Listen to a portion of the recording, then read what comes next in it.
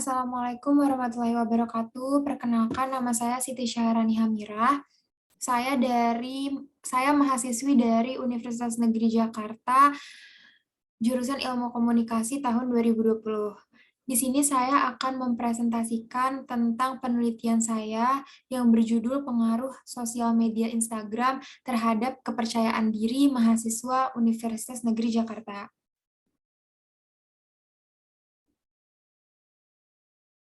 Jadi di bab 1 pendahuluan itu ada latar belakang. Nah, di zaman yang udah canggih seperti sekarang ini, teknologi itu berkembang sangat cepat dan pesat.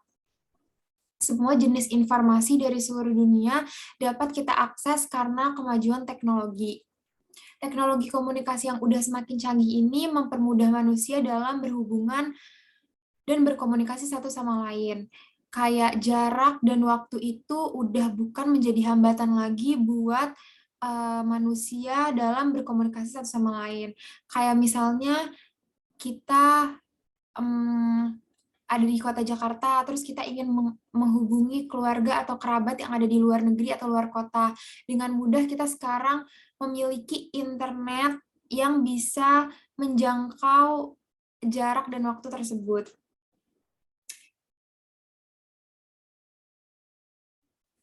Perkembangan internet yang sangat cepat dan pesat ini juga menimbulkan berbagai macam media sosial.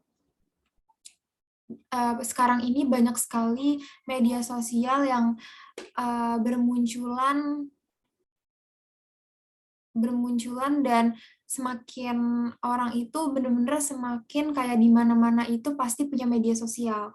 Media sosial yang bermunculan saat ini seperti ada Instagram, TikTok, Facebook, WhatsApp, Snapchat, Twitter, dan lain sebagainya. Nah, salah satu media yang paling banyak digunakan oleh orang-orang pada saat ini adalah Instagram.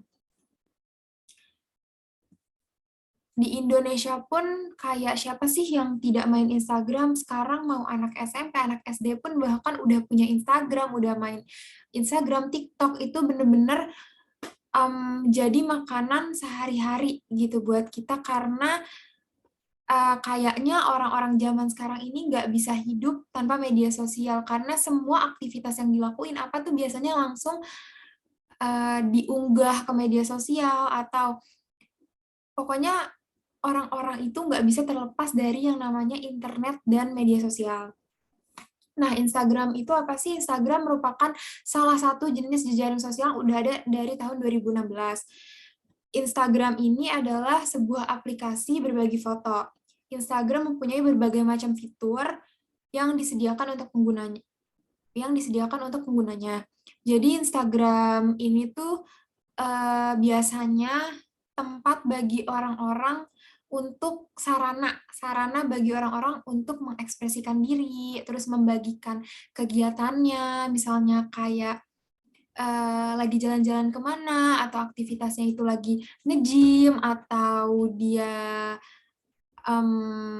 bisa membagikan juga tentang perasaannya. Jadi Instagram ini kayak sarana untuk mengekspresikan diri dan membagikan perasaan, kegiatan, barang, tempat, ataupun bahkan membagikan dirinya sendiri, seperti kayak ngepost foto selfie, atau ngepost foto lagi di mana gitu.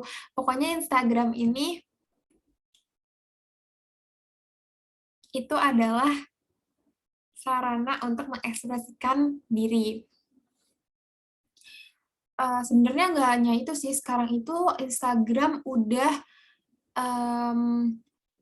menyediakan fitur ads. Biasanya fitur ads atau fitur iklan itu untuk orang-orang yang berbisnis online. Jadi Instagram selain untuk eksistensi diri juga digunakan sebagai tempat berbisnis online, atau bahkan sekarang tuh udah banyak banget kayak edukasi-edukasi melalui Instagram, udah banyak. Jadi konten-konten Instagram itu semakin kesini itu semakin bervariasi, nggak hanya tentang eksistensi diri aja, tapi udah ada kayak konten makanan, konten untuk belanja online, udah gitu kayak kalau misalnya mau nyari rekomendasi tempat-tempat yang pengen dikunjungin, terus kalau misalnya kita mau ujian-ujian atau seminar-seminar itu udah dikasih tauin lewat atau misalnya udah disebarkan lewat platform Instagram. Instagram tuh kayak em,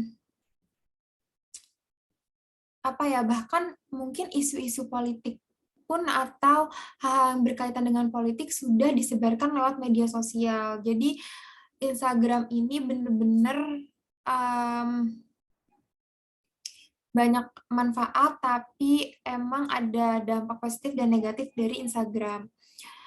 Nah, di sini ada, kita akan membahas tentang kepercayaan diri atau self-confidence.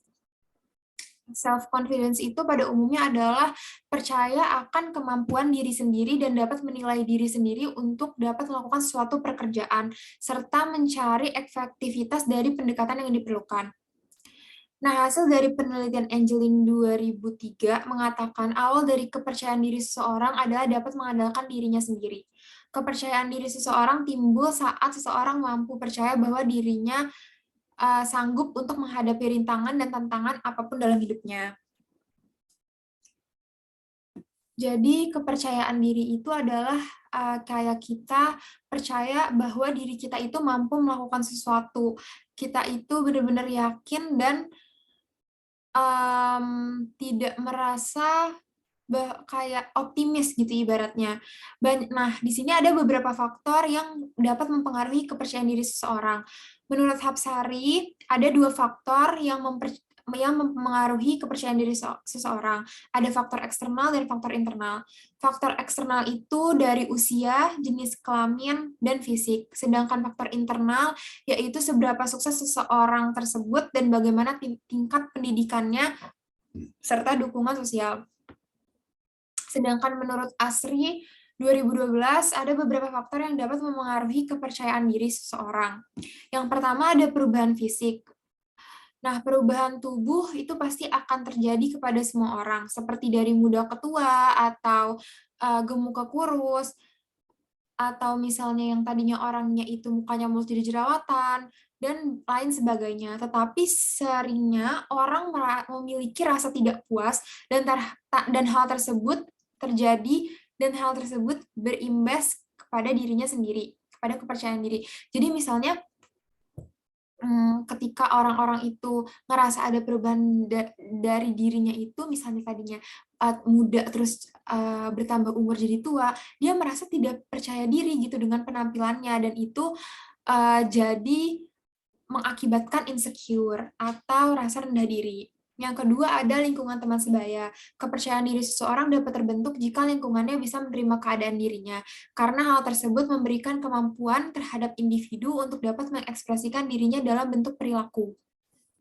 Jadi lingkungan itu benar-benar sangat mempengaruhi kita. Misalnya di lingkungan, kita ada di lingkungan yang orang-orangnya itu benar-benar positif, yang orang-orangnya itu mendukung apapun yang kita lalui, apapun yang kita jalani, apapun keadaannya. Misalnya kayak kita lagi jerawatan, tapi orang-orang itu, lingkungan kita itu bukan malah berbicara kayak, ih kok kamu lagi jerawatan, atau ih kamu sekarang gendutan, tapi malah kayak mendukung aja. Misalnya orang itu malah merekomendasikan obat jerawat atau mengingatkan untuk olahraga. Jadi ketika kita didukung oleh lingkungan kita, kita pasti akan jadi merasa percaya diri dengan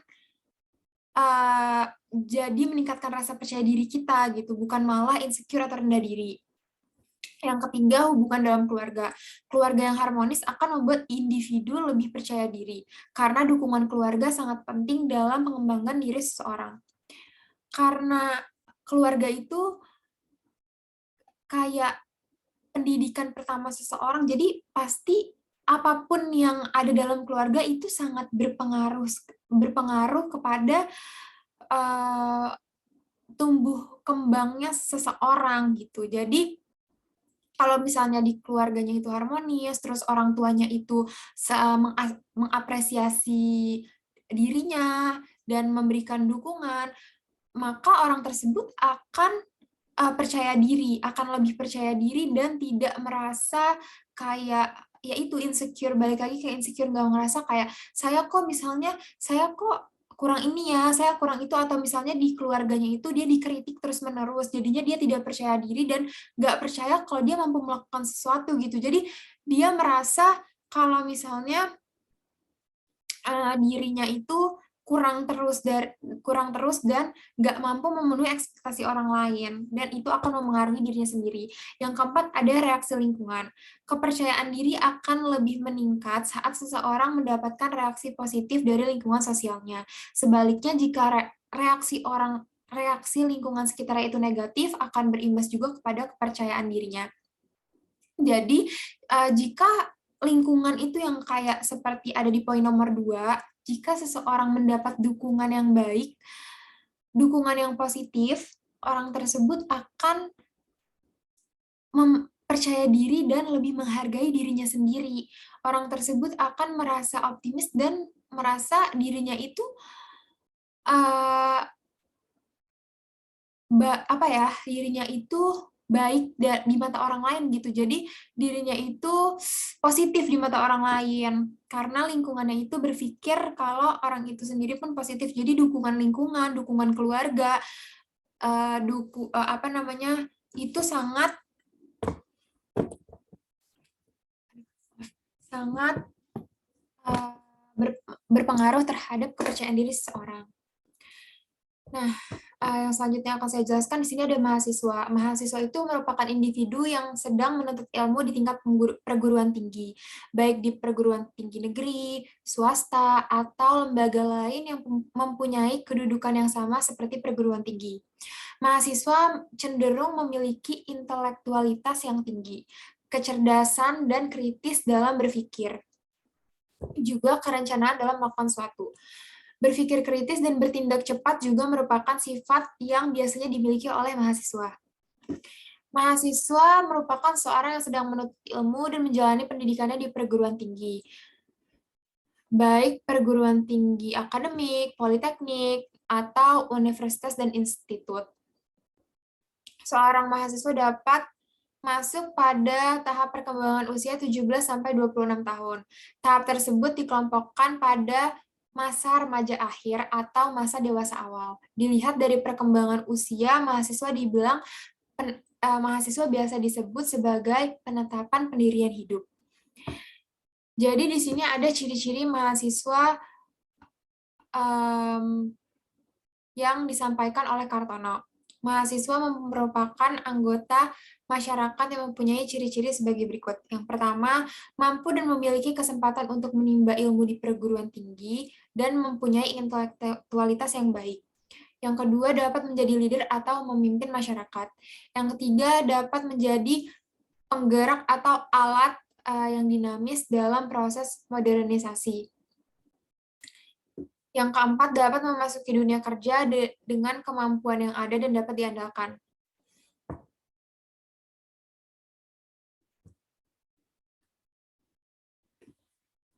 Nah, sebagaimana yang dikutip dari Surya, jadi masa perkembangan seorang itu dapat mengarah kepada narsisistik. Jadi sebenarnya dampak dari media sosial ini untuk kepercayaan diri itu mungkin ada dua macam. Jadi ada dampak yang karena sering melihat kehidupan orang lain, terus ternyata kehidupannya itu tidak seindah kehidupan orang yang lain yang dia lihat di sosial media, itu menjadikan dirinya itu rendah diri, insecure, abis itu tidak dapat menghargai dirinya sendiri. Misalnya kayak baru ngeliat postingan umur 23 tahun tapi udah bisa punya mobil sendiri, terus dia merasa aduh, aku umur 23 masih jadi beban orang tua, misalnya kayak gitu. Dia jadi berpikir kayak jadi tidak percaya diri gitu, mempengaruhi kepercayaan dirinya yang tadinya dia itu percaya diri aja, tapi ketika melihat itu dia malah jadi rendah diri. Tapi selain rendah diri, dia juga bisa menjadi terlalu percaya diri. Jadi ada orang yang malah menjadi narsistik karena adanya media sosial Instagram ini. Jadi dalam narsistik sendiri terdapat dua hal, yaitu kepercayaan diri dan konsep diri. Rasa kepercayaan diri yang rendah menunjukkan ketidakcakapan seseorang. Ketika seseorang itu tidak memiliki rasa percaya diri, tentunya ia akan merasa takut akan kegagalan, takut salah melakukan sesuatu, takut ditolak, dan kayak merasa berdebar-debar. Karena dia selalu berpikir, dia tidak percaya dengan dirinya sendiri, dia selalu berpikir, aduh takut buat ngelakuin sesuatu, takut ditolak, takut untuk berbicara depan umum, takut untuk gagal, takut untuk mencoba. Jadi kayak kalau orang udah tidak percaya diri itu jadi serba salah. Nah, sedangkan seseorang yang memiliki energi positif, ia akan melakukan tindakan dan menghadapi sesuatu hal itu dengan positif juga. Kayak ia akan mendorong dirinya untuk melakukan hal positif dalam bentuk apapun, termasuk penerimaan diri. Jadi ketika orang itu mindset-nya udah positif aja, udah nggak terlalu memikirkan kata orang lain, dia akan menerima dirinya apa adanya, dan menjadi orang yang maju, jadi dia percaya diri akan kemampuannya sendiri. Nah, penggunaan aplikasi Instagram ini berpengaruh terhadap perkembangan diri seseorang, yaitu mengenai kepercayaan diri. Banyaknya cyberbullying dan kebebasan seseorang dalam berpendapat membuat penggunanya sangat hati-hati dalam memposting segala sesuatu. Banyaknya penggunaan aplikasi Instagram di kalangan mahasiswa berakibat pada pendirian maupun pemikirannya. Hal tersebut menimbulkan pengaruh terhadap kepercayaan diri mahasiswa yang menggunakan aplikasi Instagram. Di sini ada rumusan masalah. Jadi berdasarkan latar belakang yang setelah diuraikan, maka perumusan masalah dari penelitian ini adalah apakah media sosial Instagram memengaruhi tinggi rendahnya kepercayaan diri seseorang. Yang kedua ada bagaimana cara untuk mengurangi pengaruh media sosial Instagram terhadap tinggi atau rendahnya kepercayaan diri seorang mahasiswa. Setelah itu ada tujuan penelitian. Yang pertama, untuk mengetahui apakah media sosial Instagram memengaruhi tinggi atau rendahnya kepercayaan diri seorang mahasiswa. Yang kedua, ada untuk mengetahui cara mengurangi pengaruh dari media sosial terhadap kepercayaan diri seseorang mahasiswa. Penelitian ini ada dua manfaat. Ada manfaat teoritis, yang manfaat teoritis itu dengan adanya penelitian ini diharapkan mampu memberikan ilmu pengetahuan serta wawasan dan meningkatkan kesadaran mengenai media sosial Instagram terhadap tinggi atau rendahnya kepercayaan diri seseorang. Sementara manfaat praktisnya itu diharapkan mampu menjadi bahan referensi terkait pengaruh media sosial Instagram terhadap kepercayaan diri seseorang. Bab 2 ada kajian teori. Nah, konsep kepercayaan diri. Kepercayaan diri ini adalah seseorang yang memiliki keyakinan kalau dirinya bisa bersikap seperti apa yang dibutuhkan untuk memperoleh hasil yang diharapkan.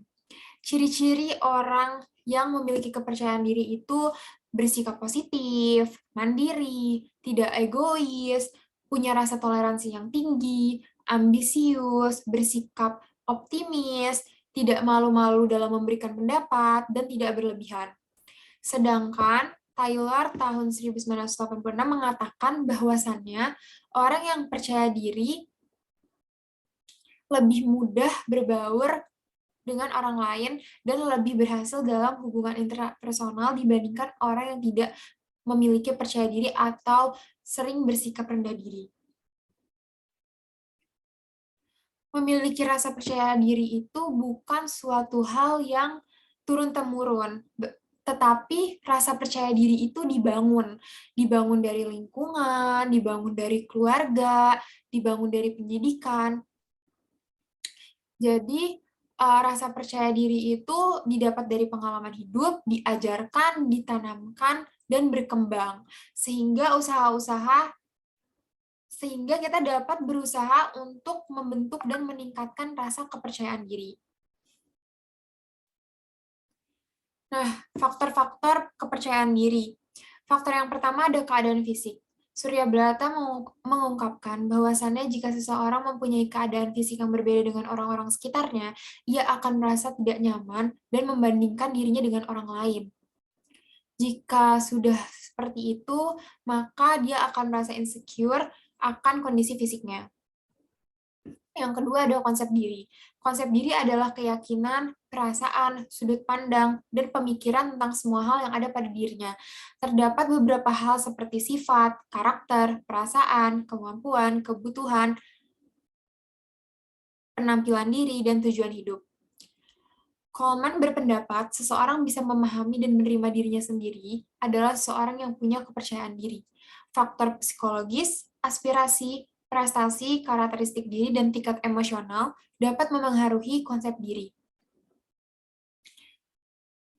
Yang ketiga ada harga diri. Robinson dan Shelter mengatakan cara menghargai dan menguasai diri sendiri adalah dengan mengungkapkan harga diri. Melalui cara yang realistis, perasaan tersebut sangat memengaruhi keinginan, perasaan, nilai, tujuan, dan proses berpikir tentang hidup seseorang. Kepercayaan diri seseorang dipengaruhi oleh harga dirinya. Semakin seorang mempunyai kepercayaan diri yang tinggi, semakin pula harga dirinya begitu tinggi. Yang keempat ada interaksi sosial. Gerungan mengatakan interaksi sosial memunculkan adanya perhatian dan tanggapan yang terjadi antara satu individu dengan individu yang lainnya dalam kehidupan sehari-hari. Yang pertama menjadi pengaruh itu adalah perkembangan seseorang yang menjadi pengaruh paling besar itu adalah orang tuanya. Hubungan yang terjadi antara orang tua dan anaknya akan saling mengubah, memengaruhi, dan memperbaiki antara satu dengan yang lain. Dengan adanya interaksi sosial, memunculkan adanya dukungan sosial. Dukungan sosial biasanya diberikan melalui keluarga, lingkungan sekitar, ataupun teman sebaya. Yang kelima ada jenis kelamin. Jenis kelamin juga menjadi salah satu faktor kepercayaan diri seseorang. Laki-laki cenderung memiliki kepercayaan diri yang tinggi dibandingkan dengan perempuan. Bagaimana tidak? Perempuan lebih memerhatikan keadaan dirinya seperti bagaimana penampilannya, bagaimana misalnya penataan rambutnya, atau pakaiannya, rapi atau tidak,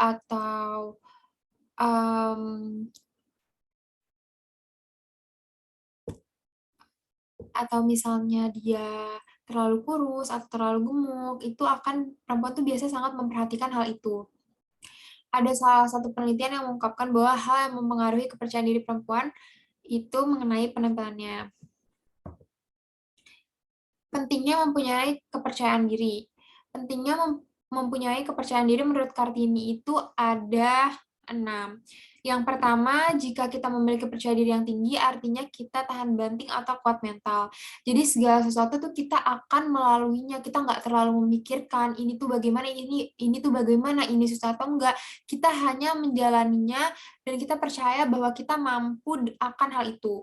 Yang kedua, percaya diri berarti dapat melakukan berbagai hal. Semakin tingginya kepercayaan diri seseorang, semakin yakin pula bahwa ia dapat mengontrol segala sesuatu sebaik mungkin. Dan dia mempunyai tujuan yang jelas akan kemampuannya yang akan mengantar dia ke garis terdepan kesuksesan. Yang tiga, percaya diri artinya yakin akan diri sendiri. Sadari akan fungsi yang dimiliki oleh dirinya sendiri. Orang yang percaya diri akan bebas melakukan segala hal yang diinginkan dan memiliki keyakinan yang besar bahwa segala sesuatu akan berjalan dengan lancar. Yang keempat, hidup terasa lebih nyaman dan menyenangkan karena tidak perlu mengkhawatirkan apapun. Segala sesuatu yang ia jalani, pengalaman hidupnya apa selalu dia nikmati prosesnya. Yang kelima, dengan percaya diri, kemampuan dapat ditingkatkan. Percaya diri itu mahal, tapi jika seseorang itu sudah percaya akan dirinya sendiri, ia dengan mudah meningkatkan kemampuannya. Dengan begitu, ia dapat berkembang dengan berbagai inovasi dan memperluas pengalamannya dalam melakukan berbagai hal. Yang keenam, percaya diri dapat menghindari perilaku insecure atau rendah diri. Orang yang percaya diri sadar ia mempunyai nilai dan value untuk dirinya sendiri. Dengan begitu, ia tidak mudah terpengaruh perkataan orang lain. Di sini ada media sosial. Media sosial adalah kumpulan dari perangkat lunak yang bisa membuat individu maupun komunitas untuk berkumpul, berbagi, berkomunikasi, dan dalam beberapa kasus saling berkolaborasi atau bermain. Media sosial mempunyai power pada user-generated content atau UGC yang penggunanya dapat menghasilkan yang dimana pengguna yang menghasilkan konten, bukan kreator yang menyediakan konten. Sebagaimana media massa. Media sosial merupakan platform media yang fokusnya terhadap eksistensi oleh penggunanya sendiri. Media sosial dipandang sebagai media online atau fasilitator yang mempererat hubungan sekaligus ikatan sosial antar penggunanya. Pada hakikatnya, media sosial dapat melakukan kegiatan dua arah dari berbagai bentuk komunikasi, kerjasama, dan saling pengertian melalui bentuk tulisan, visual, dan audiovisual. Media sosial ini berkembang sangat signifikan setiap tahun. Jadi, media sosial ini terus-terusan berinovasi dan membuat penggunanya itu cenderung ketergantungan akan media sosial. Nah, Instagram. Nama Instagram ini dipahami dari fungsi nama Instagram. Secara keseluruhan ini, kata Insta berasal dari instan, seperti kamera Polaroid yang ada pada zamannya. Disebut foto instan. Instagram juga bisa menampilkan foto secepat mungkin seperti di Polaroid, tapi tidak dalam bentuk digital, melainkan fotonya itu hanya di HP, jadi hanya di gadget yang kita punya, jadi nggak bisa ada bentuk visualnya. Adapun asal kata gram dari kata telegram, dan di mana cara kerjanya Telegram sendiri untuk kirim pesan kepada seseorang dengan cepat. Instagram bisa mengupload foto dengan menggunakan jaringan internet. Instagram merupakan aplikasi berbagi foto yang memungkinkan penggunanya mengambil gambar, menerapkan filter digital, dan membagikannya ke berbagai jaring sosial lainnya.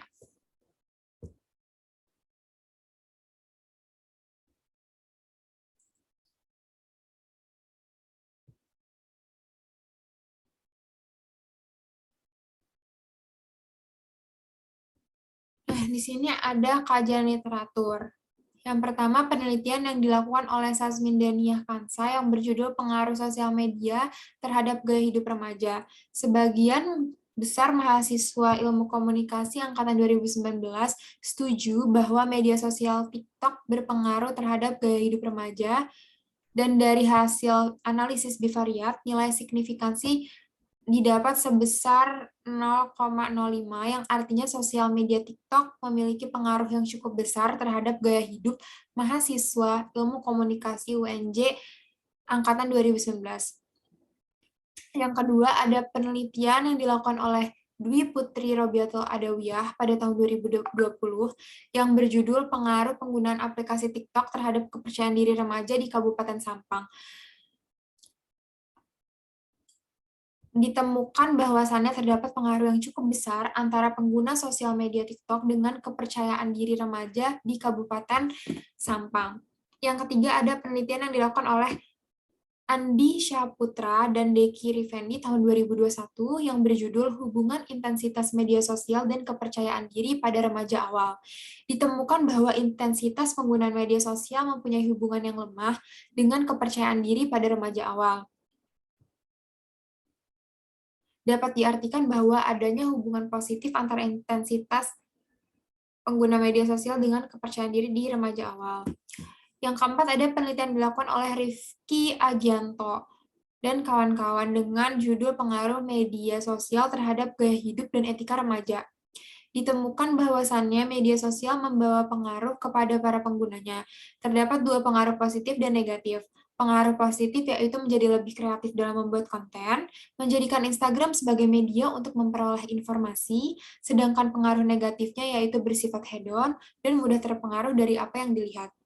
Yang kelima, penelitian yang dilakukan oleh Debra Ruth dan Diah Ayu Chandraningrum tahun 2020 yang berjudul Pengaruh Motif Pengguna Media Sosial TikTok terhadap Personal Branding Generasi Milenial di Instagram.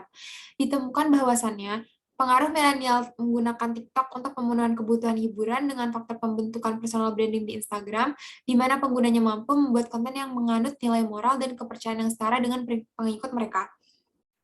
Hal tersebut membuat penggunanya merasa terdepan dan tidak ketinggalan zaman. Yang keenam, penelitian yang dilakukan oleh Ramawati Hoirunisa yang berjudul Peranan Penggunaan Instagram terhadap Kepercayaan Diri Remaja, ditemukan bahwasannya Instagram mempunyai peran yang besar dalam penurunan kepercayaan diri pada remaja. Hal ini disebabkan dalam diri remaja terjadi perubahan psikososial yang berpengaruh terhadap kepercayaan dirinya. Yang ketujuh, ada penelitian dilakukan oleh Farida dan Rizal Abdillah pada tahun 2021 yang berjudul Kepercayaan Diri dan Rasa Iri pada mahasiswa pengguna media sosial Instagram. Ditemukan bahwa ada hubungan antara kepercayaan diri dengan rasa iri pada mahasiswa Ubhara Jaya. Hubungan tersebut termasuk ke dalam kategori sedang dengan rentan 0,41 sampai 0,60. Mahasiswa Universitas Bhayangkara memiliki tingkat rasa iri yang sedang dengan presentasi 86,7%, sementara untuk kepercayaan diri juga ada di tingkat yang sedang dengan presentasi 62,5%. Berdasarkan hasil yang ditemukan, alangkah baiknya mahasiswa pengguna media sosial bisa mengatur rasa irinya agar tidak mempengaruhi kepercayaan dirinya. Yang ke-8, penelitian yang dilakukan oleh Witanti Pratiningsih tahun 2017 yang berjudul Motif Penggunaan Media Sosial Instagram di Kalangan Remaja. Ditemukan bahwasannya motif penggunaan Instagram dapat diketahui dari penggunanya. Seseorang membutuhkan media untuk kebutuhan kognitif, kebutuhan efektif, kebutuhan integrasi, dan kebutuhan personal, serta kebutuhan hiburan. Instagram dapat dikatakan sebagai media sosial yang efektif untuk berkomunikasi. Nomor 9, penelitian yang dilakukan oleh Tika Nurul Ramadhani yang berjudul Hubungan Antara Kepercayaan Diri dengan Citra Diri pada Remaja Akhir. Ditemukan bahwasannya hubungan positif dan signifikan antara kepercayaan diri dengan citra diri pada remaja akhir, koefisien korelasi sebesar 0,236 dan tingkat signifikansi 0,025. Artinya, korelasi positif yang signifikan antara kepercayaan diri dengan citra diri. Semakin tinggi citra diri, semakin tinggi juga kepercayaan dirinya, dan begitu pula sebaliknya. Yang ke-10 ada penelitian yang dilakukan oleh Bima Mahendra pada tahun 2017 yang berjudul Eksistensi Sosial Remaja dalam Instagram. Ditemukan bahwasannya segala sesuatu yang terjadi di media sosial yang berkaitan dengan eksistensi, khususnya pada remaja, dapat diperoleh jika orang tersebut mendapatkan pengakuan yang baik dari orang lain atau lingkungan sekitarnya. Tidak boleh berlebihan jika ingin menunjukkan eksistensi diri dan jangan menyinggung perasaan orang lain. Ini di sini ada tabel dari kajian literatur, dan ada kerangka teoretik. Kerangka teoretik ini pengaruh sosial media Instagram terhadap kepercayaan diri mahasiswa Universitas Negeri Jakarta. Berdasarkan uraian tersebut dapat disimpulkan bahwasannya apabila seseorang pengguna aktif sosial media Instagram akan berpengaruh terhadap kepercayaan dirinya sehingga penggunanya merasa tidak percaya diri atau insecure. Tetapi ada pula yang sangat percaya diri dan jadi bersikap narsistik. Variabel X dan Y, variabel bebas X. Variabel bebas atau X merupakan variabel yang dapat berpengaruh. Maka yang menjadi variabel bebas dalam penelitian ini adalah sosial media Instagram. Pengertian sosial media Instagram adalah sosial media berbasis gambar yang memberikan layanan berbagi foto atau video secara online.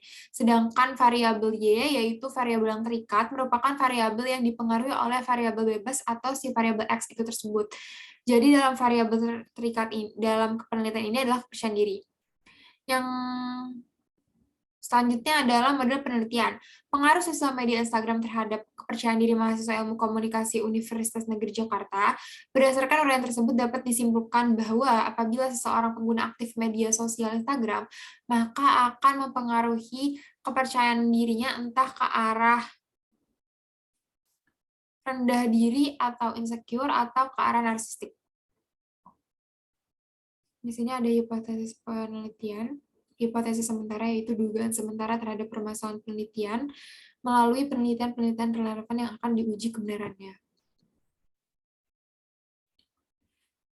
Yang bab 3 adalah metode penelitian. Di sini ada paradigma penelitian, yang dipakai di sini adalah paradigma post-positivis, yaitu bentuk penelitian tradisional. Paradigma ini faktanya digunakan untuk penelitian kuantitatif, bukan kualitatif.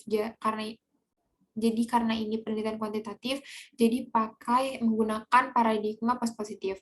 Yang selanjutnya adalah pendekatan penelitian. Penelitian yang digunakan ini adalah metodenya itu kuantitatif. Metode kuantitatif merupakan seperangkat konstruksi atau variabel yang saling terkait dan terbentuk ke dalam proporsi atau hipotesis yang mendefinisikan hubungan antar variabel.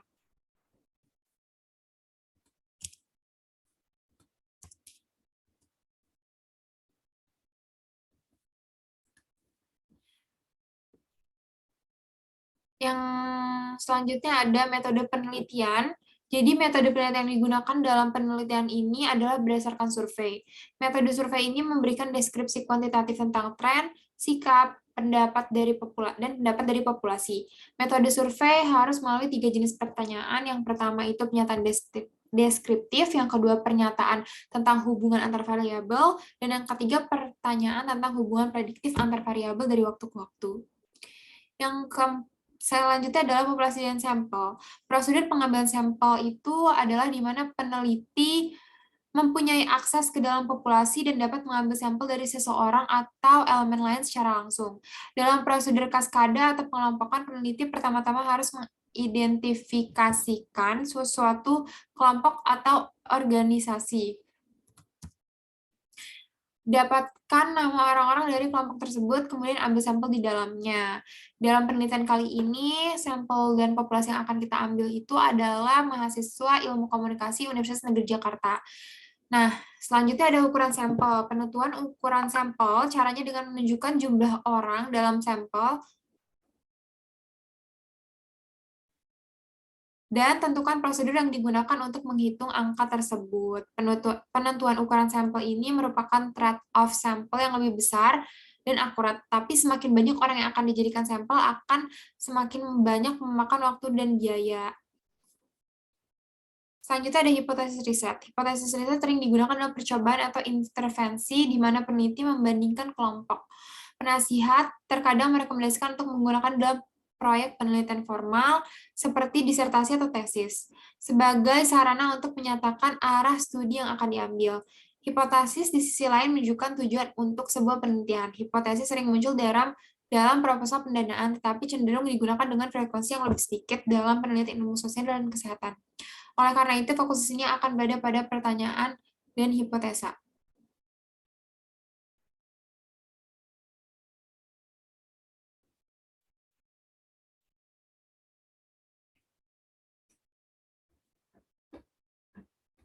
Hipotesis statistik.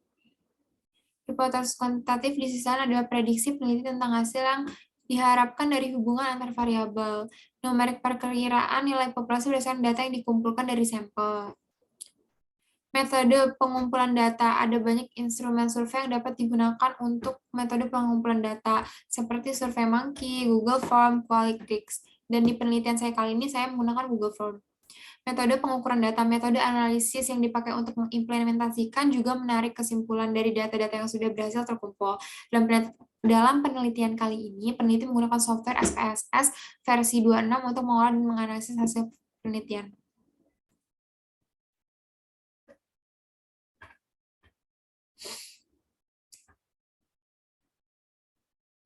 Validitas skor menggunakan instrumen. Untuk menggunakan instrumen yang sudah ada, jelaskan validitas yang ditetapkan skor yang diperoleh dari penggunaan instrumen sebelumnya.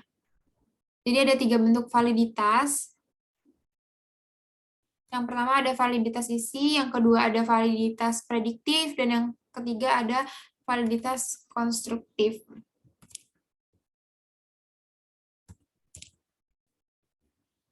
Reliabilitas menggunakan skor pada instrumen, nyatakan apakah skor dihasilkan dari penggunaan instrumen sebelumnya dan menunjukkan fakta yang dapat diterima. Dalam konteks ini mengacu pada konsistensi atau keterulangan suatu instrumen. Bentuk yang paling penting untuk instrumen multi-item ini adalah konsistensi internal. Yang terakhir adalah Selanjutnya adalah metode analisis data. Analisis data dicantumkan tentang jenis analisis statistik untuk diterapkan pada kumpulan data. Laporkan statistik deskriptif. Beberapa statistik deskriptif yang umum dilaporkan meliputi frekuensi, misalnya berapa banyaknya peserta perempuan atau laki-laki dalam penelitian kali ini. Yang selanjutnya adalah keterbatasan dan kelemahan penelitian. Jadi keterbatasan dari penelitian ini adalah jumlah responden yang harus diteliti, dan kelemahan penelitian ini adalah belum ada teori yang dapat mendukung penelitian ini.